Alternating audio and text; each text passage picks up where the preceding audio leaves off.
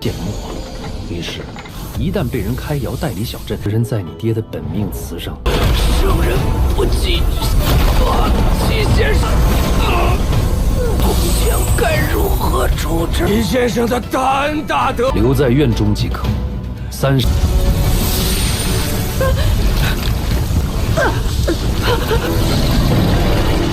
Halo kalian semua, selamat datang di channel Donghua Master. Bagaimana kabar kalian semua? Mimin harap kalian semua baik-baik saja. Dan pada video kali ini kita akan melanjutkan alur cerita dari serial Donghua Sword of Coming episode kelima. Dan sebelum kita masuk ke cerita terbaru, mari kita sedikit mengingat cerita sebelumnya.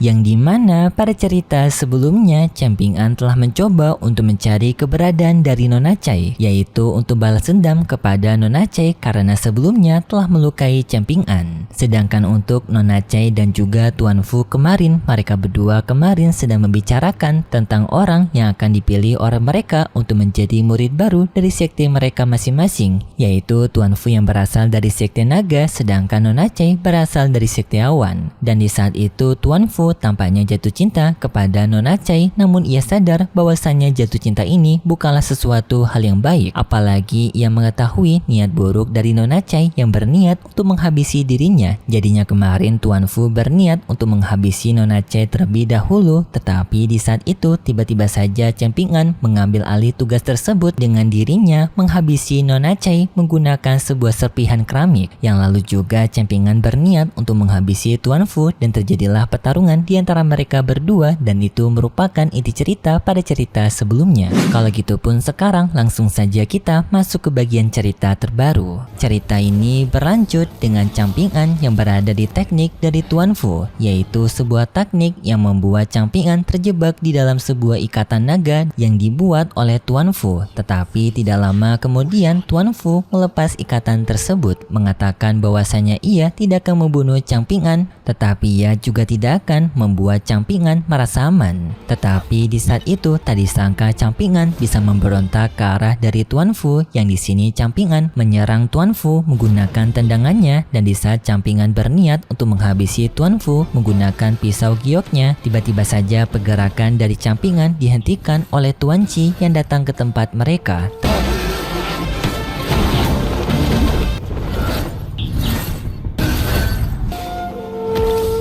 Ternyata Tuan Chi ini memiliki kekuatan untuk menghentikan waktu. Yang setelah itu Tuan Chi datang mendekati mereka, dan setelah itu Tuan Chi mengembalikan waktu berjalan, yang di sini Camping An langsung menghabisi Tuan Fu menggunakan pisaunya, membuat Tuan Fu pun tewas.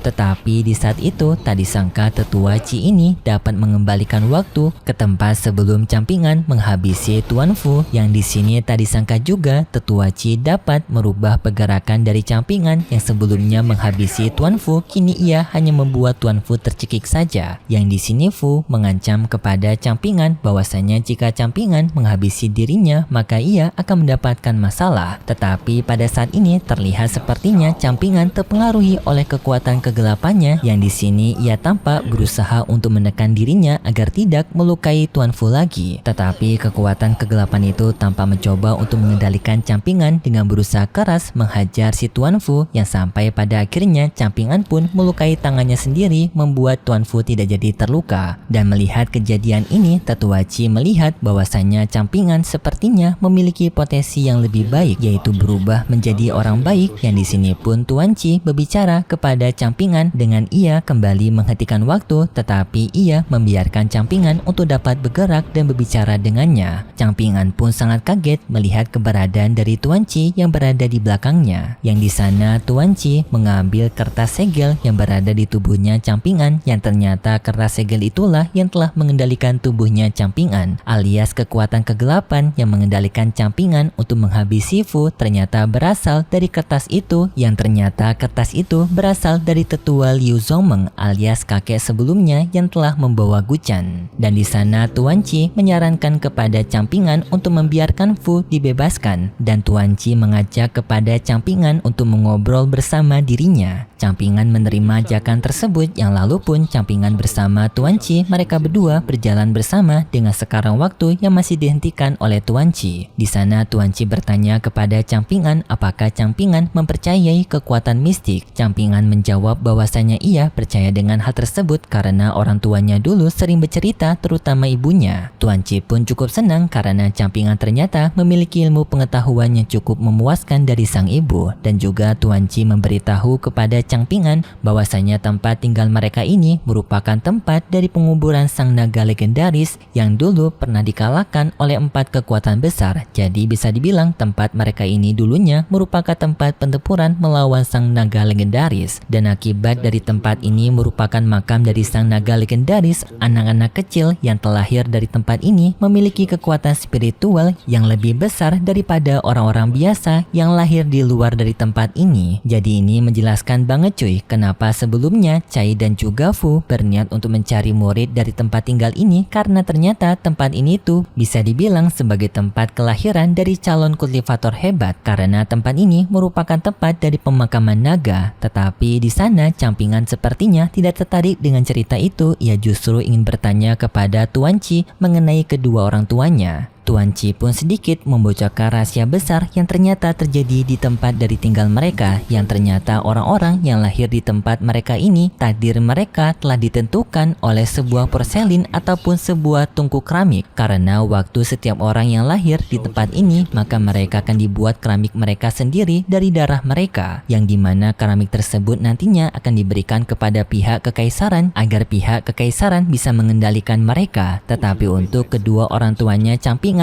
mereka tidak mau melakukan hal tersebut karena mereka tidak mau Campingan ini hidup di bawah manipulasi dari pihak yang lebih tinggi. Jadinya kedua orang tuanya Campingan menghancurkan tungku keramik milik Campingan agar Campingan tidak diatur oleh pihak yang lebih tinggi.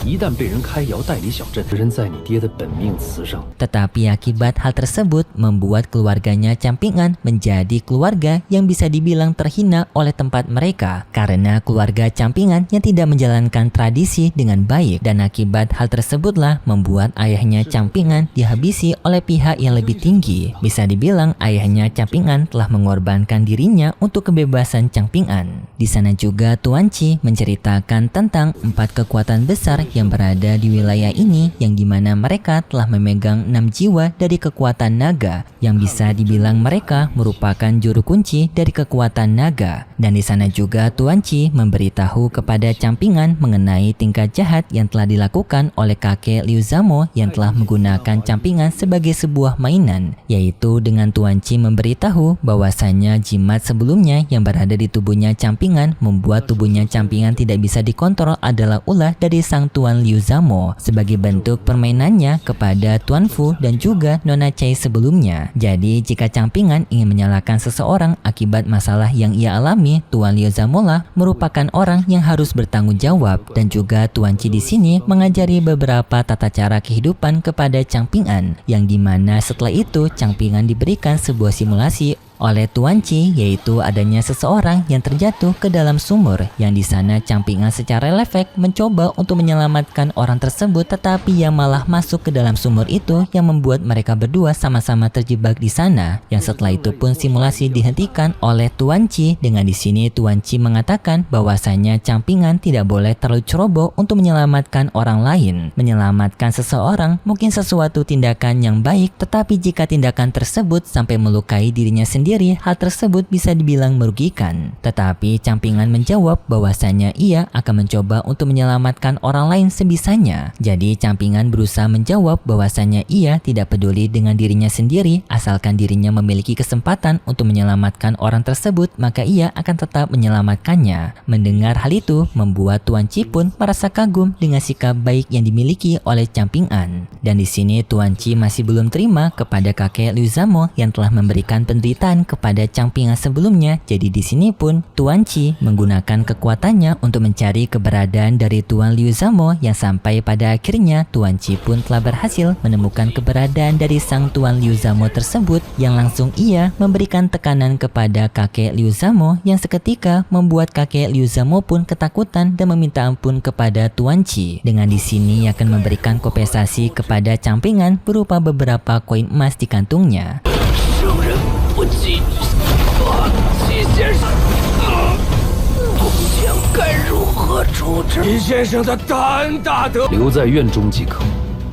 Tuan Qi menyuruh kepada kakek Liu Zamo untuk segera pergi meninggalkan kota ini dan segera kembalilah ke tempat tinggalnya yang berada di sebuah sungai yang disebut dengan Sungai Xinji, dan tidak boleh kakek Liu Zamo keluar dari tempat tinggalnya selama beberapa tahun. Kakek Liu yang mendengar itu ketakutan dan ia langsung menerima permintaan tersebut, saking ia ketakutannya dengan sang Tuan Qi tersebut. Kemudian pun campingan bersama dengan Tuan Qi, mereka berdua pergi ke sebuah pohon suci yang di sana Tuan Qi berniat ingin melihat dari jalan hidupnya campingan. Yang di sini Tuan Qi meminta kepada pohon tersebut untuk memberikan daun kepada campingan, tetapi sayangnya pohon itu tidak memberikan respon kepada campingan. Yang hal ini pun membuat Tuan Qi sangat bingung apa yang terjadi kepada pohon ini, kenapa tidak menjawab panggilan dari campingan. Campingan mengatakan bahwasanya ia tidak masalah dengan hal ini karena ia juga telah mendapatkan perintah dari seseorang peramal bernama Pelamar Lu bahwasanya ia diminta untuk berbakti kepada sebuah keluarga bernama keluarga Ruan. Tetapi di saat itu tiba-tiba saja pohon suci itu mengeluarkan sebuah daunnya kepada campingan, yang dimana daun tersebut bertuliskan daun Yao, yang artinya di sini campingan diminta untuk berbakti kepada keluarga Yao. Campingan menjawab bahwasanya ia tidak masalah dengan hal ini, jadinya di sini campingan akan berpindah dari keluarga Luan kepada keluarga Yao. Yang maksudnya di sini adalah campingan disuruh untuk berbakti kepada keluarga Yao, yang nantinya jalan kehidupan ini akan bisa membantu campingan untuk bisa memperpanjang hidupnya yang sekarang umurnya masih pendek. Dan kemudian pun campingan bersama dengan Tuan Qi mereka berada di sebuah pegunungan, yang di sini Tuan Qi meminta kepada campingan jika campingan ingin hidupnya lebih tenang, campingan diminta untuk segera menikah mencari seorang pasangan karena itu akan membantu kehidupan campingan nanti. Dan sebagai tanda perpisahan di antara mereka berdua, di sini Tuan Qi memberikan penjepit rambut giok, yang dimana penjepit rambut ini bisa dibilang hanya penjepit rambut biasa, tetapi ini sangat berharga karena ini merupakan pemberian dari mantan guru Tuan Qi. Dan di sini Tuan Qi ingin memberikannya kepada campingan karena ia menganggap dari semua murid yang ia miliki hanya campingan saja yang layak untuk mendapatkan jepit rambut giok ini. Campingan pun menerima jepit rambut giok tersebut, yang ini menjadi sebuah pertanda bahwasanya campingan sekarang telah resmi menjadi murid dari Tuan Qi. Dan setelah itu pun Tuan Qi menghilang dari sana. Dan kemudian pun kita berpindah ke tempat dari kakek Liu Zameng sekarang, yang di sini kakek Liu Zameng menyuruh kepada ibunya Gu Chan untuk segera bersiap-siap pindah tempat ke Sungai Sunjian karena di sini mereka telah diusir oleh guru Qi sebelumnya. Dan setelah itu pun tetua Liu Zaman juga mengembalikan si Gu Chan yang berada di dalam mangkuknya. Yang setelah itu pun kita berpindah dengan Gu Chan sekarang, yang dimana Gu Chan tiba-tiba saja kehilangan peliharaan dari ikan luoknya, yang tiba-tiba saja di sini Gu Chan melihat sebuah bayangan naga.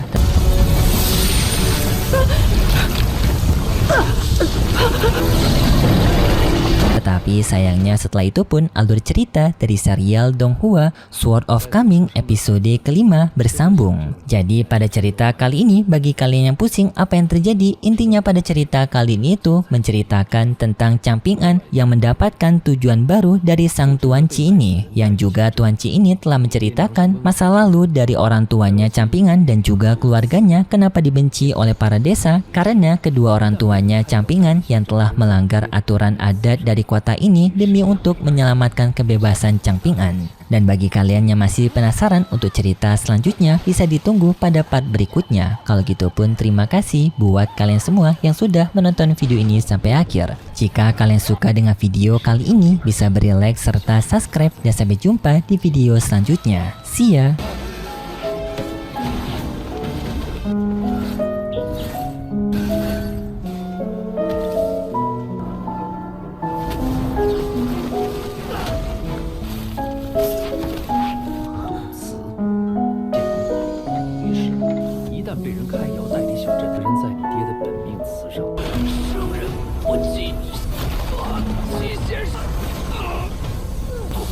该如何处置？李先生的大恩大德，留在院中即可。